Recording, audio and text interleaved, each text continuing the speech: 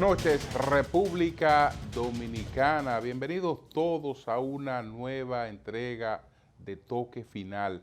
Esta es la mejor forma de concluir una semana y abrir la nueva lo mejor edificado posible sobre los acontecimientos más importantes del país y del mundo.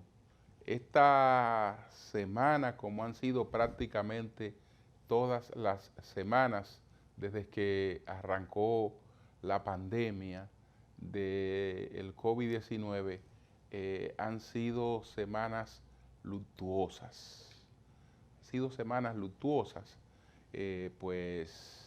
Siempre tenemos que estar lamentando la partida de alguna persona conocida o cercana.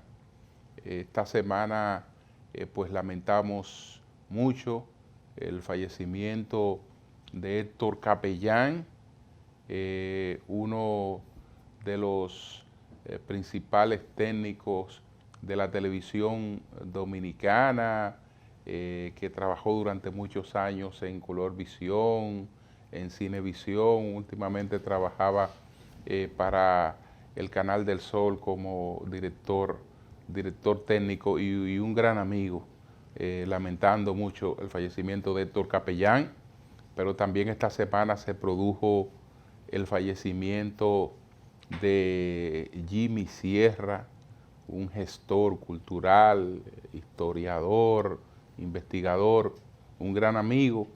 Precisamente un poco más adelante vamos a colocar pues lo que dijo el expresidente Leonel Fernández, para el que Jimmy era prácticamente un hermano.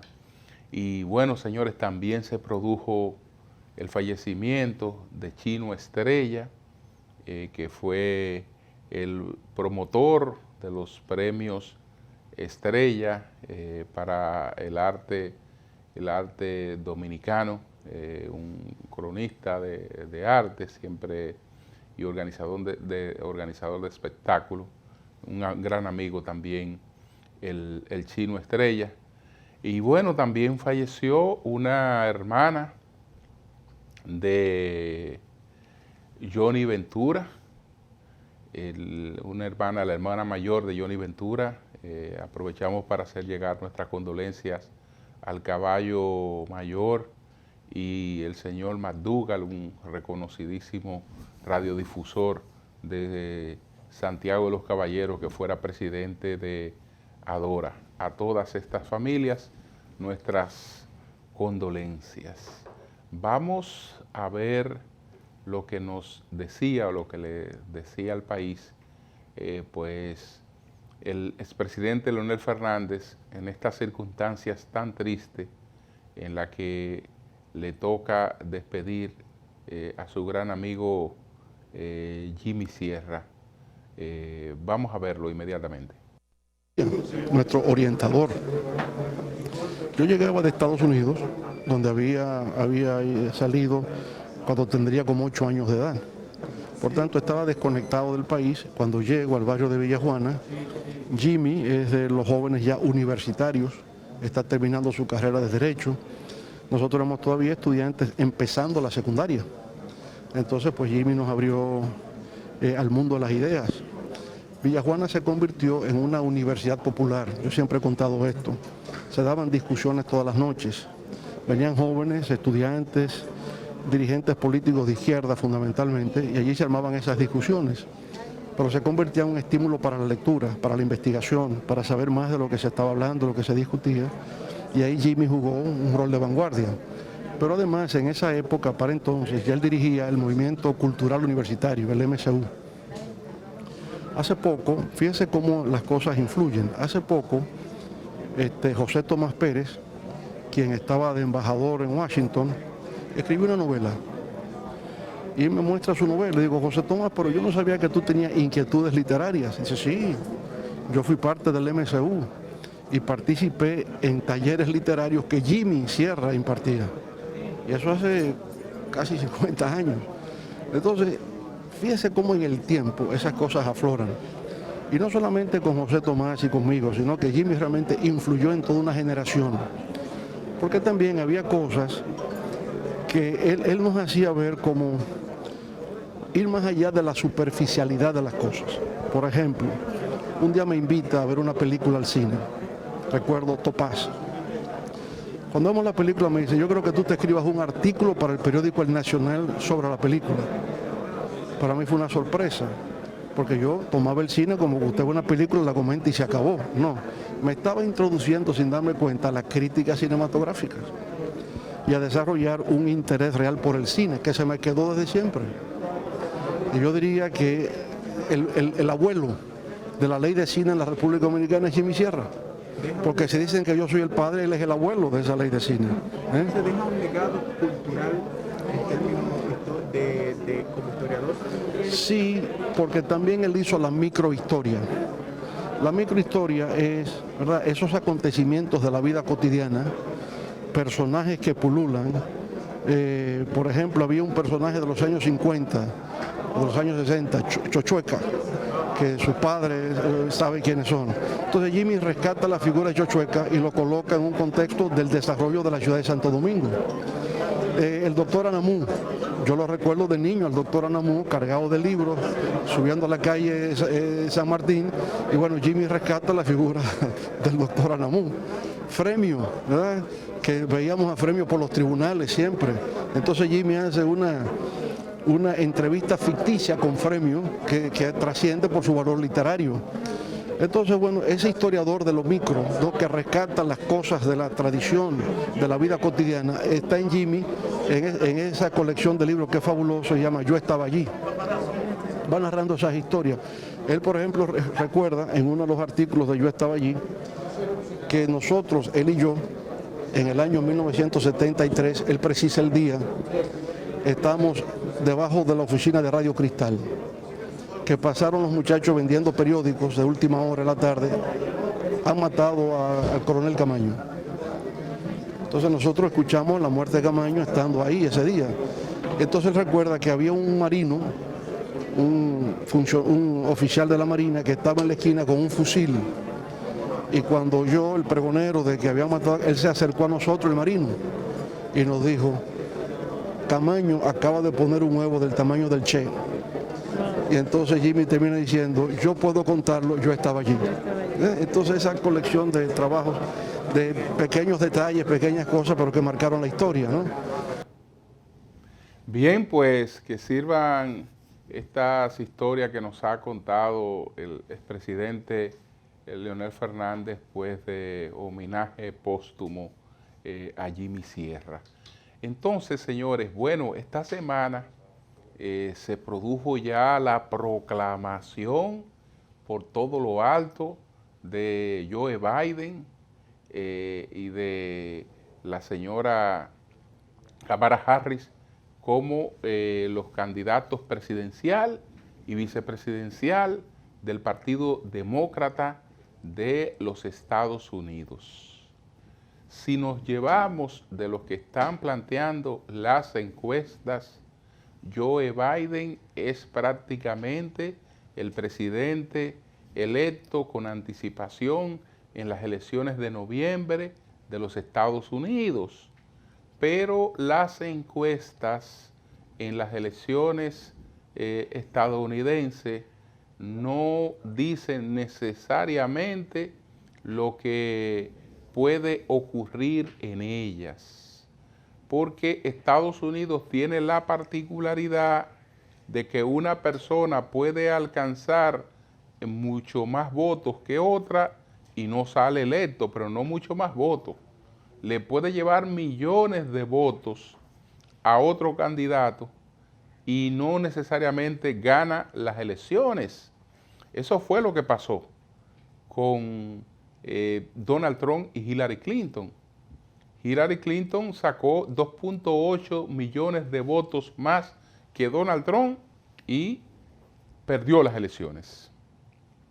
Y ha pasado en otras oportunidades, pasó también con Al Gore, ha pasado en Estados Unidos porque el sistema está diseñado para eso, para que una gran población no esté colocada por encima de una población mucho más pequeña. Puede tener más delegados, un colegio, etcétera, pero no apabullan los resultados de los grandes centros de votación.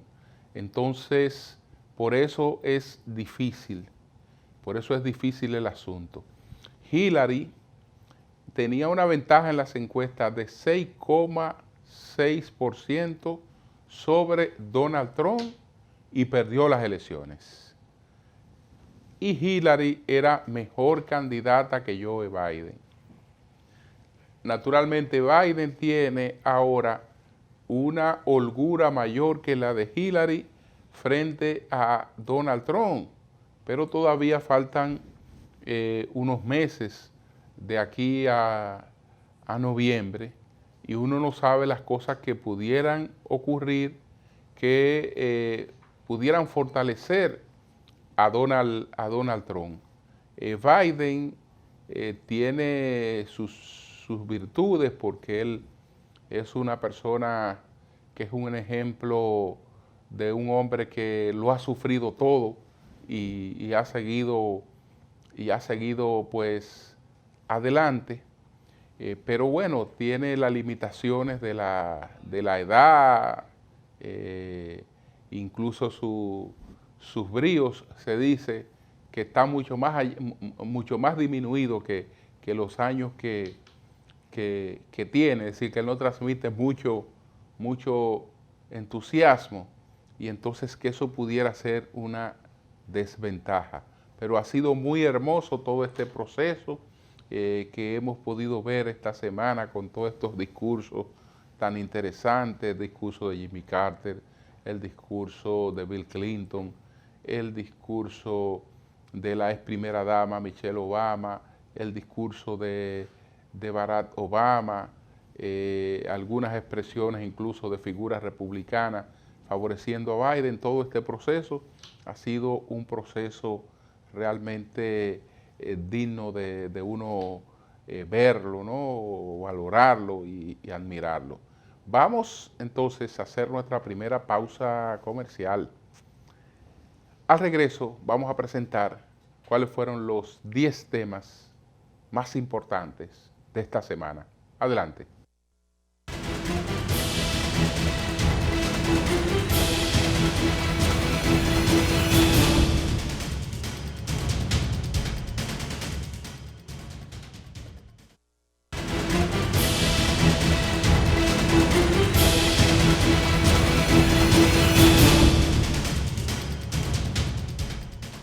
Como ustedes verán, entre los temas más trascendentes de esta semana estuvo el anuncio del plan de acción que las nuevas autoridades van a emprender para enfrentar el COVID-19.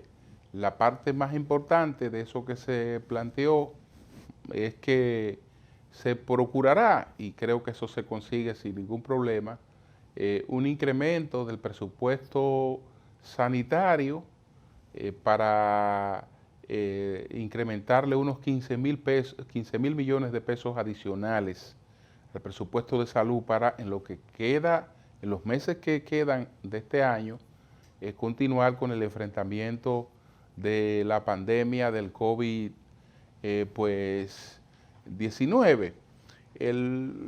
Después, lo que se han presentado como acciones son una continuidad de las acciones que estaba emprendiendo el gobierno anterior. Incluso el plan que leyó la señora vicepresidenta Raquel Peña es prácticamente el mismo que unas semanas antes había presentado Gustavo Montalvo para incrementar las realizaciones de pruebas PCR, para incorporar un conjunto de hospitales. Ella citó los mismos hospitales que ya había citado Gustavo Montalvo. La meta que dijo Gustavo Montalvo era de llevar las pruebas, y se estaban tomando todas las medidas para hacer 6.000 pruebas diarias.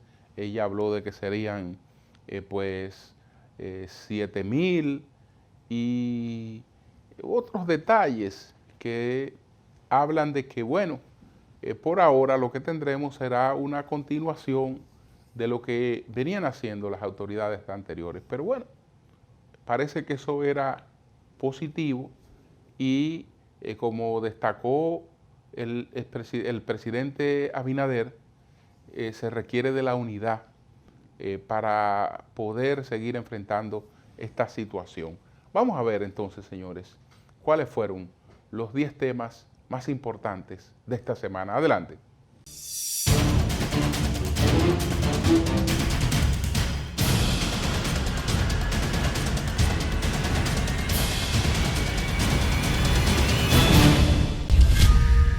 En un breve acto efectuado en el Salón de Embajadores del Palacio Nacional, el presidente Luis Abinader tomó juramento de los ministros designados, directores y procuradores que estarán en las diferentes instituciones que componen el Estado Dominicano. El presidente oficializó mediante el decreto 324-20 su gabinete, con 28 designaciones que había realizado a través de la red social Twitter en días pasados, y juramentó a sus 22 ministros, entre los que hay solo 3 mujeres. Con el decreto 326-20 anunciado en ese mismo acto, Abinader designó al mayor general Eduardo Sánchez González como director de la Policía Nacional y a la general de brigada Teresa Martínez Hernández como subdirectora de la institución del orden. En la ceremonia también fueron juramentados y nombrados oficialmente con el decreto 324-20 Lisandro Macarrulla, ministro de la Presidencia, José Ignacio Paliza, ministro administrativo de la Presidencia, y Antoliano Peralta como consultor jurídico del Poder Ejecutivo. Igualmente, Carlos Luciano Díaz Morfa, ministro de Defensa, Jesús Chu Vázquez, ministro de Interior y Policía, Plutarco Arias, ministro de Salud, Beligna Ascensión, ministro de Obras Públicas, Limber Cruz, ministro de Agricultura, Luis Miguel de Camps, ministro de Trabajo, Víctor Ito Bisonó, ministro de Industria y Comercio, David Collado, ministro de Turismo, entre otros. Así también el presidente Abinader se convirtió en el segundo jefe de Estado dominicano que designa solo mujeres como gobernadoras provinciales en los últimos 54 años. El presidente juramentó a 27 gobernadoras provinciales, de las 31 que había anunciado el pasado mes de julio, en pleno proceso de transición. A 1 año y 5 meses de que la jueza Miriam Germán Brito fuera descartada de seguir en la Suprema Corte de Justicia, tras la confrontación con el entonces Procurador General de la República, Jean Alain Rodríguez, ambos se encontraron, pero en condiciones distintas. Rodríguez, quien había cuestionado la honestidad de Germán Brito durante la jornada de evaluación de los jueces que aspiraban a la Suprema, entregó el despacho a la nueva Procuradora General de la República, quien asumió el cargo en un acto tranquilo y sereno. Germán Brito aseguró que no llegaba a la posición para cobrarle nada a nadie y señaló que su aspiración principal es la justicia, pero una justicia sin retaliaciones y sin viejas venganzas. Germán Brito fue designada el pasado domingo por el presidente Luis Abinader, quien había prometido nombrar en el cargo a una procuradora independiente de los partidos políticos para que pudiera actuar con libertad contra actos de corrupción. El presidente también juramentó a Jenny Bernice Reynoso como procuradora adjunta. Ha generado mucho de qué hablar el encuentro entre el procurador saliente, Jean Alain Rodríguez, y la nueva procuradora, Miriam Germán Brito. Los humoristas Raymond y Miguel parodiaron el momento en que los funcionarios judiciales se miraron y se saludaron, al tiempo de Rodríguez entregarle a Germán un informe del estatus jurídico de importantes casos penales y temas administrativos, así como informaciones detalladas de los ingresos percibidos este año. No me respete mucho y entrega el informe, dice Miguel, parodiando a Miriam Germán, palabras que no sucedieron en realidad, pero que con las imágenes se pudo interpretar algún momento tenso. El presidente Luis Abinader invitó a la sociedad dominicana a que se una para enfrentar el COVID-19 al considerar que es un tema de nación. Abinader indicó que esta es una acción que tiene que ser tomada en cuenta por todo el país, todos unidos, conscientes, siguiendo las directrices consensuadas con los sectores que hemos diseñado, tanto para la prevención, para el tratamiento del COVID, podemos nosotros vencer esta enfermedad, indicó durante la rueda de prensa del Gabinete de Salud. En tanto, la vicepresidenta de la República, Raquel Peña, aseguró que serán habilitados los laboratorios de 10 hospitales regionales para garantizar la prueba PCR a la población. Los hospitales que se incorporarán a la realización de las pruebas son el Luis Bogar de Mao, Morilloquín de la Vega, Cabral Ibáez en Santiago, Antonio Musa en San Pedro, Juan Pablo Pina San Cristóbal, el Hospital Taiwán de Azua, la Ciudad Sanitaria Luis Eduardo Aybar en Santo Domingo, el Ricardo Lima en Puerto Plata, San Vicente de Paul San Francisco de Macorís y el Jaime Mota de Barahona. La encargada del Gabinete de Salud anunció que el próximo martes llegarán al país 100.000 pruebas para la detección de coronavirus en la población, con la finalidad de realizar 7.000 pruebas por día. Para poder realizar la cantidad de pruebas prometidas, se autorizará a realizarlas a 7 nuevos laboratorios privados, en adición al Laboratorio Nacional Dr. de Filló y los 4 privados que ya ofrecen las pruebas PCR. Peña agregó que serán incorporados al sistema de salud unos 1.000 médicos que estaban desempleados para tratar pacientes con coronavirus. Con respecto a la cantidad de camas disponibles, la vicepresidenta señaló que tendrán disponibles 2.050 de estas en 9 centros de aislamiento y dijo que para el 30 de agosto habrá un aumento de un 20% del número de camas disponibles en unidades de cuidados intensivos, específicamente para pacientes COVID. También se anunció que se mantendrá el toque de queda sin ninguna variación hasta el próximo 3 de septiembre. El presidente de la República, Luis Abinader, declaró de alto interés nacional la liquidación de la Corporación Dominicana de Empresas Eléctricas Estatales, CDE, mediante el decreto 342-20 y ordenó que a la mayor celeridad posible se transfieran sus atribuciones, funciones y facultades al Ministerio de Energía y Minas. También creó una comisión liquidadora que tendrá que programar, organizar, dirigir y ejecutar la eliminación de la CDE y sus activos. El decreto establece que la referida comisión estará integrada por el ministro de Energía y Minas, el consultor jurídico del Poder Ejecutivo como secretario y el Ministerio de Hacienda como miembro. Además, se establece la disolución del Consejo de Administración de la CDE, la eliminación del Consejo de Administración de 9 miembros de la entidad y su vicepresidencia ejecutiva. Asimismo, creó el Consejo Unificado para la Administración de las 3 empresas distribuidoras de electricidad, EDESTE, EDENORTE y EDESUR.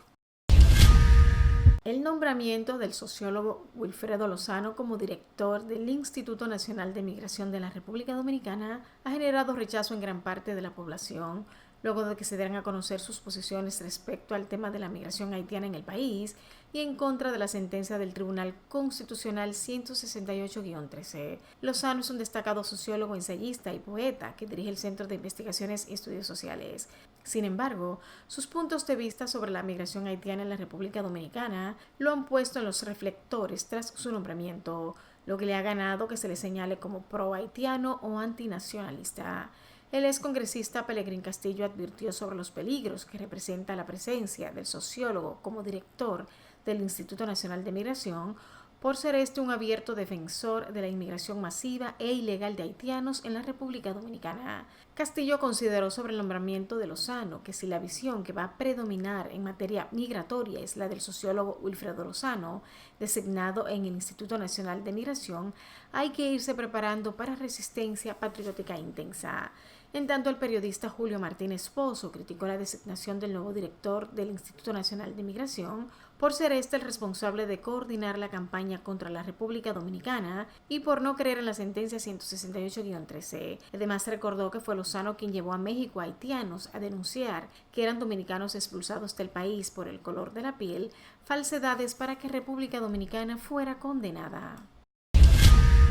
El secretario de Estado estadounidense Mike Pompeo asistió el pasado domingo a la toma de posesión del presidente Luis Abinader. El funcionario estadounidense indicó que República Dominicana y Estados Unidos tienen una relación muy sólida, por lo que espera trabajar en colaboración para lograr una mayor seguridad regional y prosperidad económica para las naciones que conforman la región. En ese mismo orden, el expresidente de la República, Danilo Medina, se reunió con el secretario de Estado de los Estados Unidos tras abandonar el Congreso Nacional.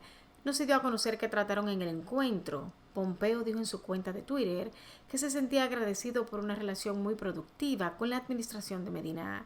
Los beneficios de esta colaboración se pueden ver en la solidez de nuestra relación hoy, afirmó el secretario de Estado de los Estados Unidos al término del cordial encuentro a través de su cuenta de la red social Twitter.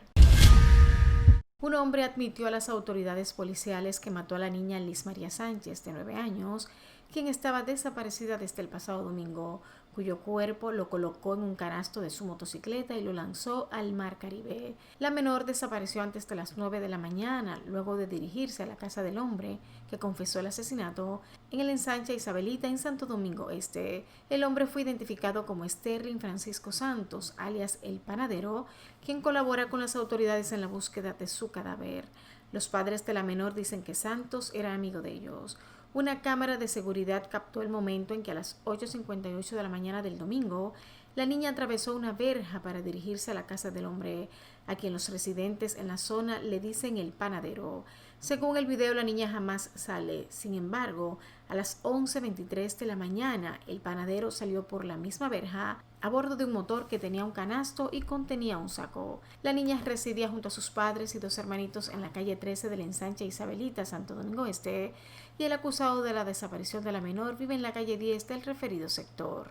De su lado, el presidente Luis Abinader dijo que está muy afectado por el caso de la violación y el homicidio de la niña Liz María Sánchez en el sector Isabelita y afirmó que harán todo lo posible para que el responsable sea condenado. Abinader expresó que va a trabajar en la prevención para que casos como el de la menor no ocurran en la República Dominicana.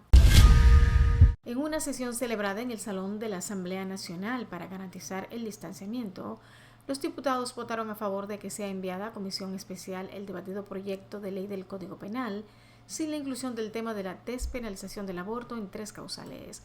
La Cámara de Diputados iniciará la discusión para la aprobación del nuevo Código Penal, según lo anunció el presidente de ese organismo, Alfredo Pacheco, pero aclaró que el proyecto no se incluyó el tema de las 3 causales del aborto, el cual será dejado para una ley especial. El diputado refirió que en torno a ese tema no hubo consenso en la reunión que realizó la Comisión Coordinadora, donde sí se definieron otros proyectos prioritarios de la actual legislatura. El tema del aborto ha impedido por años la aprobación de un nuevo Código Penal.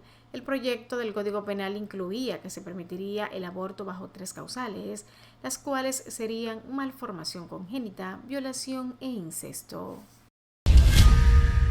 Héctor Capellán, uno de los más veteranos hombres de la televisión dominicana y que fue de los fundadores de Colorvisión, falleció el pasado lunes a consecuencia del COVID-19, informaron sus familiares. Capellán se inició como camarógrafo y pasó por diversas posiciones que pueden desempeñarse en un canal de televisión. En 1982 produjo y dirigió los programas Mundovisión y Hoy Mismo. Además de ser parte de los fundadores de Colorvisión, don Héctor Capellán fue director del Canal 6, el Canal del Sol. Así también falleció a los 75 años el cineasta e historiador Jimmy Sierra. Sierra murió de un infarto momentos después de ser trasladado al Centro de Diagnóstico, Medicina Avanzada y Telemedicina, CEDIMAT. Julio Samuel, mejor conocido como Jimmy Sierra, nació el 16 de septiembre de 1944 en San Cristóbal. Fue catedrático universitario, escritor, abogado, periodista, historiador, cineasta, dramaturgo y director de teatro, cuentista y productor de radio y televisión desde principios de los 70, cuando fundó el Comité Pro Instituto Nacional de Estudios Cinematográficos. Estuvo involucrado en los asuntos del cine en República Dominicana. En su filmografía se cuentan importantes cortometrajes que pusieron en evidencia su talento en el séptimo arte. Finalmente, los demócratas confirmaron la nominación del ex vicepresidente Joe Biden y de su candidata vicepresidencial Kamala Harris a la presidencia de Estados Unidos, de cara a los comicios del próximo 3 de noviembre, durante la Convención Nacional del Partido que se celebró de modo virtual por la pandemia del coronavirus. En un resultado más que previsible, la candidatura del que fuera el vicepresidente de Barack Obama fue oficializada con el apoyo de 3.558 delegados, frente a los 1.151 que obtuvo su rival en las primarias, el senador izquierdista Bernie Sanders. El veterano senador demócrata de 77 años celebró su nominación junto a su mujer Jill Biden y sus nietos en la biblioteca de una escuela de su estado de Delaware. Gracias, muchas gracias desde el fondo de mi corazón, dijo Biden. Tras la apertura del lunes que contó con las intervenciones de Sanders y de la ex primera dama Michelle Obama, la convención contó con los expresidentes Jimmy Carter y Bill Clinton y con la aparición inesperada del ex secretario de Estado republicano Colin Powell. Biden aprovechó la segunda noche de la convención demócrata para mostrar el respaldo con que cuenta de figuras políticas de peso, tanto demócratas como republicanas, que hicieron hincapié en que el nominado tiene la experiencia y la energía necesarias para reparar el caos creado por Donald Trump dentro de Estados Unidos y en las relaciones exteriores del país.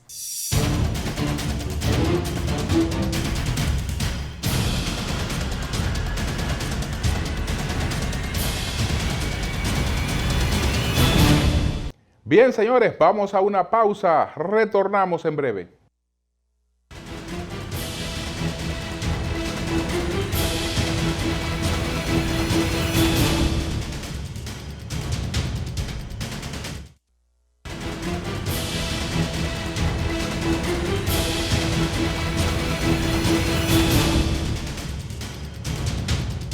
A propósito del nuevo plan de acción contra el COVID, o el mismo plan de acción contra el COVID que se había anunciado, que habían anunciado las autoridades anteriores, que en gran medida fue reiterado por las nuevas autoridades, quisimos pues consultar a un especialista y hablamos con el doctor Carlos Félix Cuello, epidemiólogo y salubrista, a ver qué piensa sobre este nuevo plan o la continuación del plan anterior. Adelante.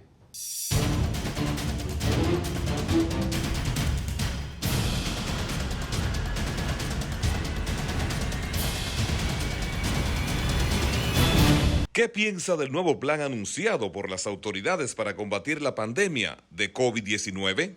Bueno, creo que es un plan que refleja una decisión no muy acertada, porque lo que hace es que retoma alrededor del 97% las decisiones anteriores y solo presentan algún elemento nuevo, como es 7.000 pruebas a aplicar de manera diaria, 1,6 millones de pesos para integrarse al sector salud y nombrar alrededor de 1.000 médicos para tratar de trabajar en el problema de la pandemia, pero son medidas totalmente muy limitadas. Yo creo que lo primero es que empezó mal con la visión del toque de queda.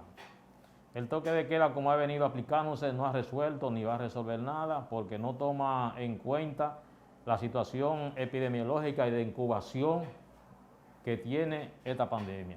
Debe hacer un toque de queda que partiera desde las 10 de la mañana hasta las 5 de la tarde, porque el toque de queda tiene como meta tratar de romper la cadena de transmisión del virus.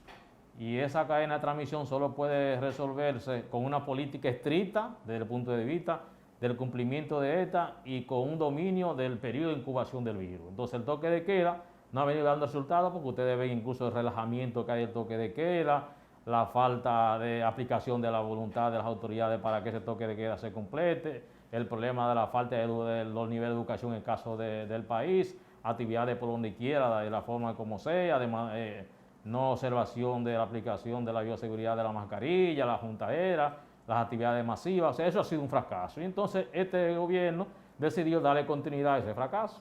¿Cómo ve la integración del Colegio Médico a la planeación y ejecución de las medidas? Y si cree que eso marca un comportamiento distinto o es una situación coyuntural con las nuevas autoridades. Bueno, realmente refleja un comportamiento y un acto de voluntad diferente y eso es positivo por cuanto hace presencia ahí en la actividad, aun cuando esa presencia no es el producto de una discusión previa de lo que debe ser la política a seguir, sino un elemento de legitimación, por ejemplo, de lo que podían ser las políticas futuras. En ese sentido, es un paso positivo, por lo menos la presencia del Colegio Médico ahí. Veremos ahora qué plantearía el Colegio Médico en aras de que ver la posibilidad de que la comisión asuma parte de su propuesta.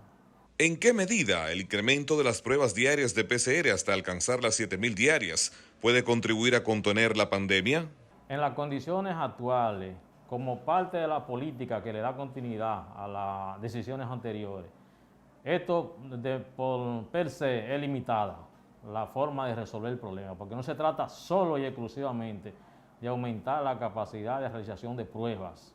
Eso debería ser parte de una propuesta más general, más global, que implique una modificación al toque de queda, que no debió haberse hecho como se ha venido haciendo, porque eso no resuelve nada. Debió ser parte de evidenciar la capacidad resolutiva a nivel de las estructuras sanitarias del sistema de salud, que no tiene capacidad resolutiva, porque el país no tiene las condiciones ni técnicas ni humanas para asumir la aplicación de las 7.000 pruebas de manera continua, y eso tiene entonces una situación de debilidades y de limitantes.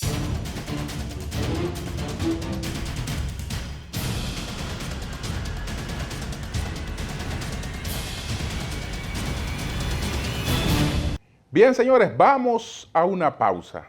Retornamos en breve con el enfoque de la semana.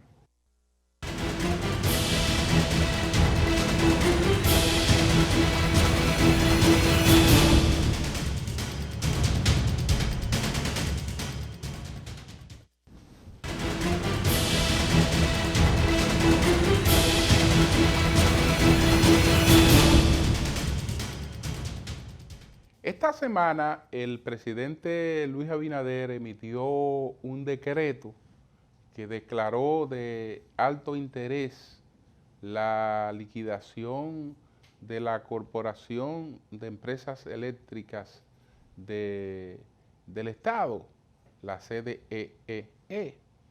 Entonces,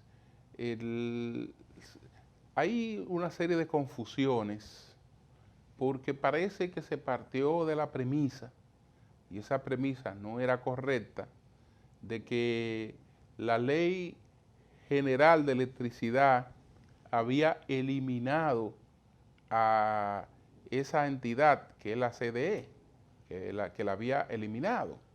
Y resulta que esa ley no eliminó a la CDE, sino que le estableció un rol que se limitaba a gerenciar las empresas de las que el Estado es parte, las empresas del sector eléctrico, de la que el Estado es parte o tiene algún tipo de vínculo. Ese es el papel que la ley le atribuye, mientras al Ministerio de Energía y Minas, se le da un papel de rector de todo el sistema, no solo, digamos, de la energía eléctrica. Pero hay el criterio de que el Ministerio de Energía y Minas puede a la vez ser parte del sistema eléctrico. Incluso en ese decreto que se nombra un comité unificado, un consejo unificado para las tres sedes, lo que también tiene sus bemoles, porque eso solo expresa una intención, pero para que esas tres sedes puedan funcionar con un consejo unificado, tienen que los propios consejos de esas sedes establecer eso, y previo a eso también ha tenido que producirse una modificación estatutaria y una serie de cosas que no se han producido porque esas son empresas públicas, pero que operan con capital mixto y por lo tanto están sujetas a todas las regulaciones a las que están sujetas las demás empresas privadas. Entonces, no puede un decreto anular los consejos de esas empresas. Tiene que agotarse otros procedimientos que son conforme al derecho societario. Y entonces, nada de eso se ha agotado. Por lo tanto, esas empresas siguen operando bajo la misma legalidad con la que operaban, bajo, digamos, los mismos estatutos, el mismo cuerpo jurídico que la sustentaba, la sigue sustentando hasta que eso no se cambie. Cuando eso se cambie, entonces podrán operar bajo un consejo unificado o lo que se decida. Pero mientras tanto, eso es solo intención. Entonces, contribuyó mucho a dejar las cosas claras el ingeniero Bernardo Castellano, que publicó un artículo esta semana con relación a ese tema y que también conversó con nosotros en El Sol de la Mañana, haciendo algunas precisiones importantes. Vamos a colocar de inmediato un fragmento de las puntualizaciones hechas esta semana por el ingeniero Bernardo Castellano, que es uno de los técnicos más calificados que tiene, digamos, el sector hidroeléctrico en el país. Adelante. Yo creo que aquí se ha generado mucha confusión con el tema de la ley y del mandato de la ley. Y a mí me motivó al ver el decreto del presidente y ver todos los considerandos que ese decreto tiene y cita específicamente las leyes y los artículos de las leyes, pues yo lo que me procedí fue a buscar las leyes y a leer las leyes. Entonces, aquí hay un asunto, un hecho y un marco legal.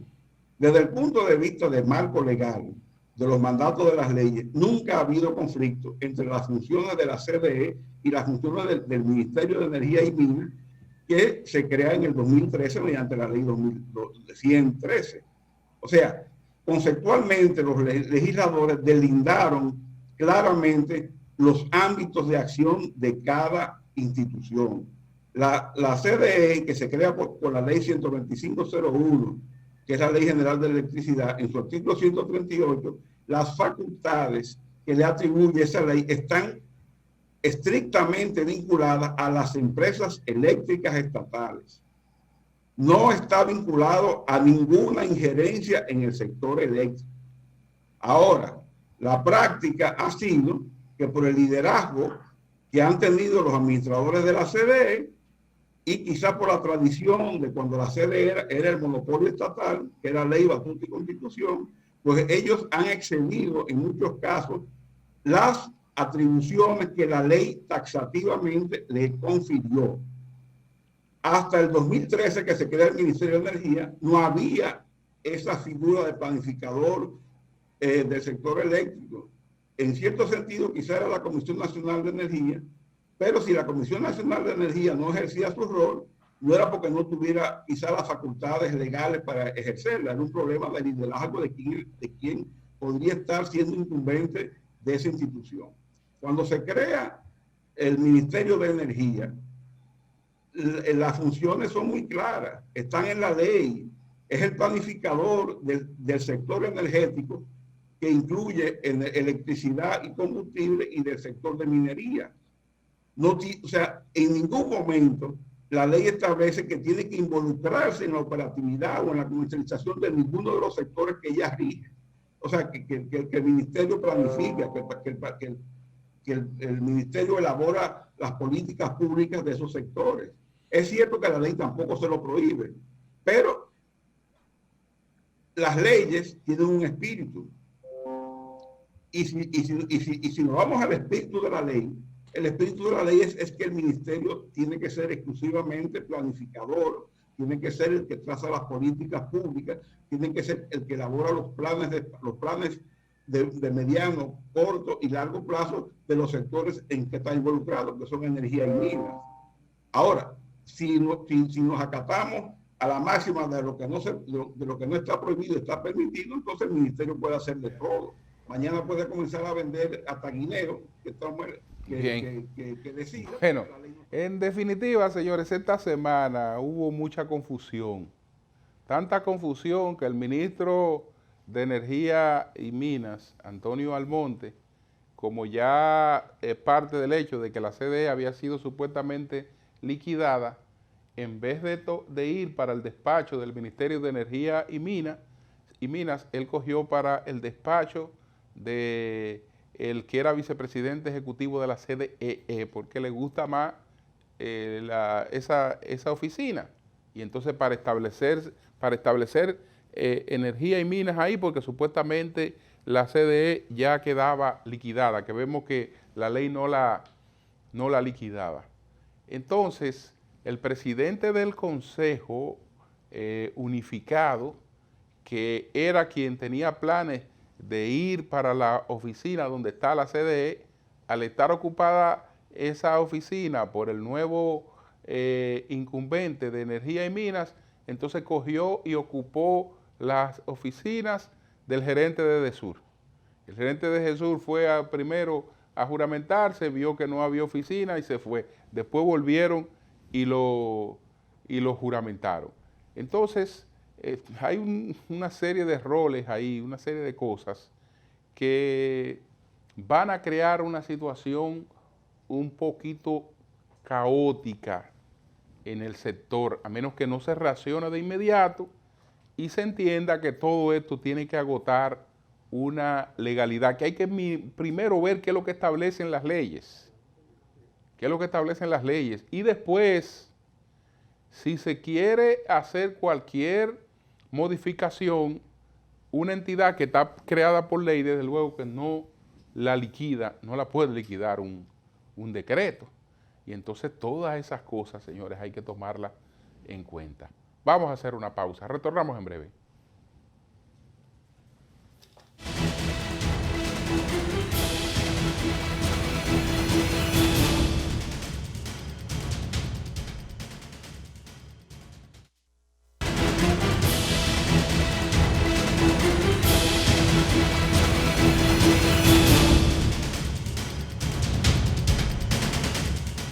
Bueno, hay otro tema que en el futuro inmediato va a crear muchos debates, porque la Fuerza del Pueblo, que es el partido del expresidente Leonel Fernández, entiende que es la segunda mayoría que alcanzó un 4% de los votos. Entonces, que la segunda mayoría no es el PLD, que tiene un 37% de los votos, sino la fuerza del Pueblo, porque hubo senadores que fueron escogidos en la boleta del PLD que ahora pasaron a la Fuerza del Pueblo. Pero los de la Fuerza del Pueblo no fueron escogidos precisamente en la boleta de la Fuerza del Pueblo, sino en la boleta del PRM. Pero ahora dice el PRM que como Eduardo Estrella no es del PRM y es el presidente del Senado, la segunda mayoría puede ser el PRM. Y hay un embrollo ahí que va a resultar realmente conflictivo para escoger la representación del Consejo Nacional de la Magistratura. Pero ya veremos, porque el PRM proclamaba que no le interesaba pues tener un dominio de la justicia. Entonces vamos a ver qué hace en lo adelante, ahora que tiene el control de ambas cámaras del Congreso. Señores, nosotros nos despedimos hasta el próximo domingo, si Dios lo permite. Buenas noches a todos.